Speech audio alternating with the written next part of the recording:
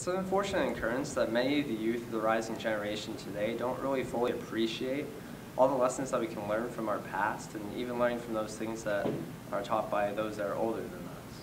But it's my job today, I feel, that we should learn from our past, and that we actually have everything to learn from our past. And that those lessons that we learn from them can not only apply to our present, but also to our future. And so this whole idea revolves around the idea of family history and genealogy. Now, there are not too many young people today that go around asking themselves, you know what, I feel like learning about my 8th grade grandparents today. But I have to say that I'm one of those few that do. And so my journey to doing family history started a few years ago after I became a member of the Church of Jesus Christ of Latter-day Saints. Now, for me, it's really important to do family history. It's something I obviously love to do, but for me, it's obviously not just a hobby. As members of the church, we find it to be truly a religious obligation to find out more information about our ancestors and to help them to obtain happiness beyond this life. And so when I started doing family history, all I really knew about at the time were a few different resources that I had, and also the computer. Now, it's surprising that, well, actually not really that surprising, that in the world today, everything is so integrated on the internet and on the computer that the computer in and of itself is such a wonderful resource, and you really can find almost anything that you need to find on the internet. But when you start doing family history, kind of like with my own experience, it can seem like a very looming task because there's so many things, especially on the internet, that you could do that you could almost become overwhelmed by how much that you need to do. And so I would like to liken that to this photo I have up here on the screen, where basically all of you would not know what the photo is, and it can be almost even very looming to want to find out what it's about. But the more you magnify, or in other words, dig deep into family history, so magnifying the photo, the more it becomes made known unto you. And eventually you'll come to know more about a single individual than you ever would have imagined. Now for me, this is my 2nd great grandfather. His name is Samuel Jacob Potts. And of course he's just one of my many ancestors, as shown by this fan chart. And specifically for today, I really want to focus on my grandmother's, or someone from my grandmother's side of the family. And of course, that's not to put any prejudice against my dad's side of the family, but it's because much of my research has focused on my mom's side of the family.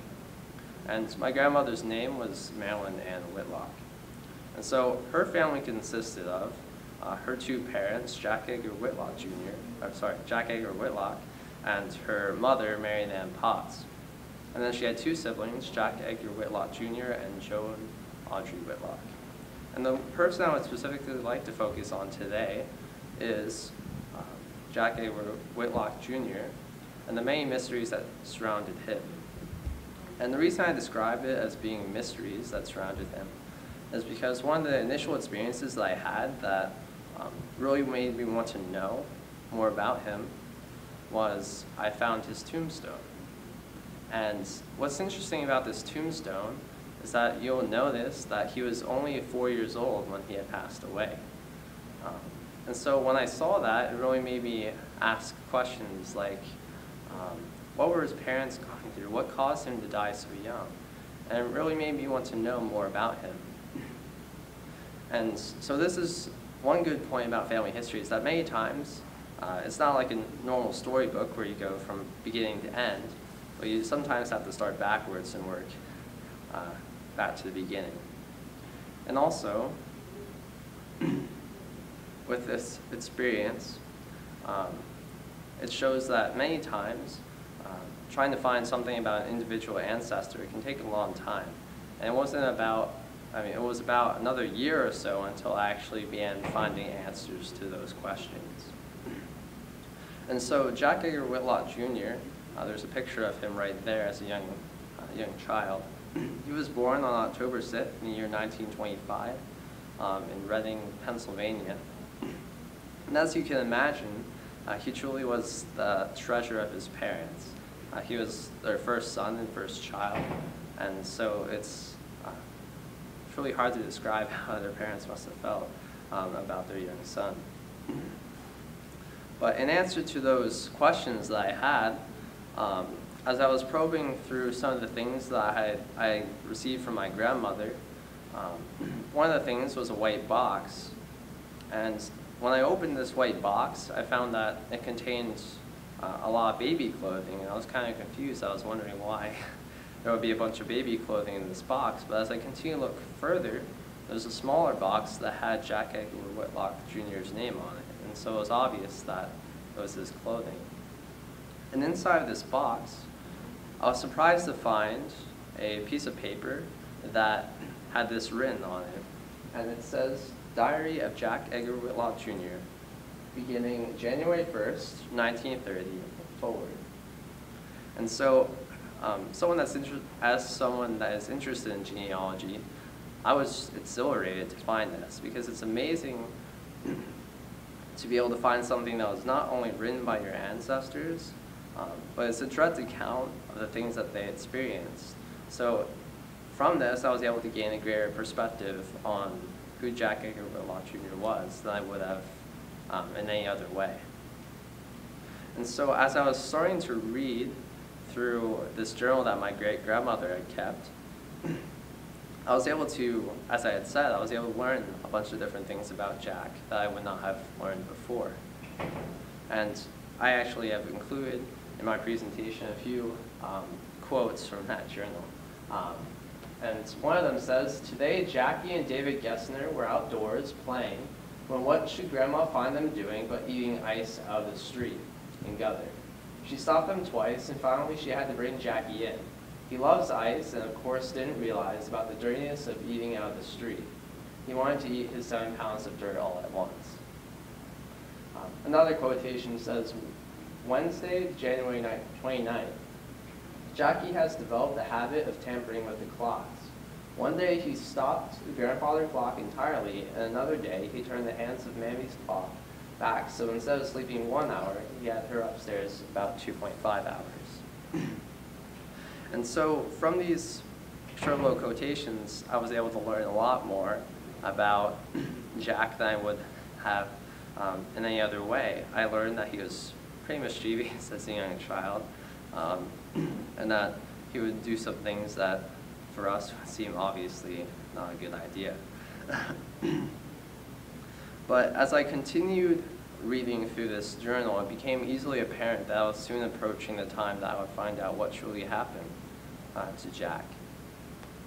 And that became apparent when I read this quotation. It says, "The following is all being written after the greatest treasure we had gone home to his Jesus and eternal peace and happiness." And so this is my great-grandmother saying that soon enough it would be the time when he would actually pass away. And so soon enough I started reading about how Jack, he started having vomiting spills out of nowhere. And when they had a doctor come over, he eventually diagnosed him with the worst case of diphtheria that he had ever seen. And when Jackie was actually asked by his mom how he was feeling, in his own innocent way, he said, I'm sorry. He said, "My throat is sore, and if I was big like you, I could tell you better, but I can't, I'm too little." And so it's clear that he was going through some hard times. And during this period of time of, I'm sure, great stress for his parents and his family, my great-grandmother recorded an experience that she had that really is very touching. And it says, "During the afternoon, Jack, meaning Jack's dad, and I had our arms around each other, and Jack said to Jackie, 'Shall I hit Mother?' He shook his head no. Then Jack said, 'Jackie and Daddy love Mother, don't we?' He shook his head yes. I shall always have that to remember. He loved me." And so I think that that experience truly highlights something that my great-grandmother eventually wrote, saying, "Oh, how all these sweet and yet terrible memories sear my heart." And so there was a lot of very troubling experiences that she had, but she also found great peace and a sweet joy in some of these touching memories that she had. And so eventually, though, it came to be March 3rd, where it was the day that I learned from his tombstone that he would pass away. And it was on this day that eventually he started having some severe convulsions, and they called the doctor over, and obviously the situation grew worse. And my great-grandmother eventually wrote this. Quote, "God, help me to forget this last awful agony of my baby. It was all over at 1:34, all over in a half hour. Our only little boy gone away from us, his eyes and mouth opened so pitifully. I picked him up and held him, calling him, and trying to warm him. But he was gone where he would never know any more pain, sorrow, needle, or medicine. Jesus needed a singer, so I guess when he used to sing, 'Oh, wouldn't it be wonderful to come home to you,' he meant home to Jesus. I could only hold him for about a half hour, when he began to turn blue and stiffen. I could not believe it. Gone, no Jackie. Why, it couldn't be true. It was only too true." And eventually I got back to where I started. And so as I explained earlier, a family history can really be almost like a backwards story where I had to start from the end to work to the beginning. And so from this experience, it may probe the question, what can we learn from a tragedy such as this? What are some lessons that we can apply to our own lives? And there's two specific lessons I feel that we can learn from this. One of them is that I feel that we should look upon death the way my great-grandmother did. It was obvious that she really experienced a lot of hardship, and my mother has even said that she was really never the same after that. Surely it's understandable.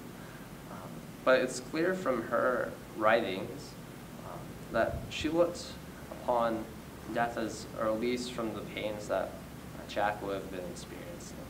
That truly was not really a bad thing, but that she would eventually be able to be reunited with him again. And then the second lesson is how important it is that we make a record of our own lives. It's truly amazing how much I learned about Jack from just this short pile of papers that was written by my great-grandmother many years ago. And so it really shows how much we can learn from not only our own lives, but the lives of others. And that when we write down our own experiences, whether they be good, bad, they can really help uplift others, really help them to continue to move forward during maybe some hard times that they're experiencing. And so these are, of course, are just a few examples of the variety of things that can be learned from your ancestors, and this was just one of them, one of my many ancestors I looked at with you guys today. And so this really emphasizes just how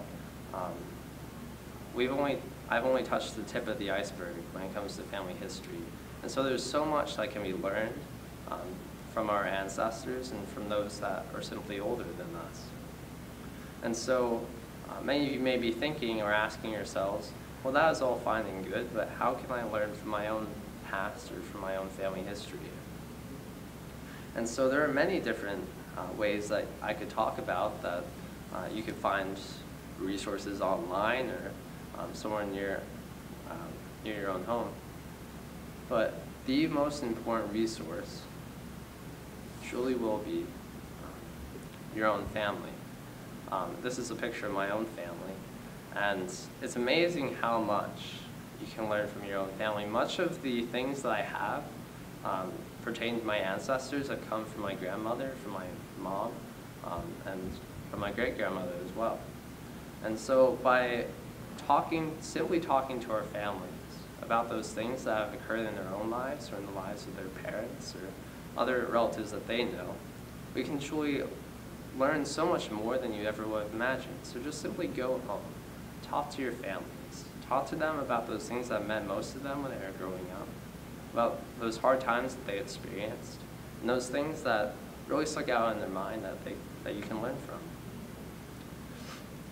And truly, I know from my own experience that before my grandmother passed away, I had the opportunity to talk to her just a little bit about her past. And it really was a wonderful, and truly I would call a sacred experience. And so, if anything can be learned from this talk which I have given today, it's the invitation and challenge that I give you to solve the mystery of your own family history.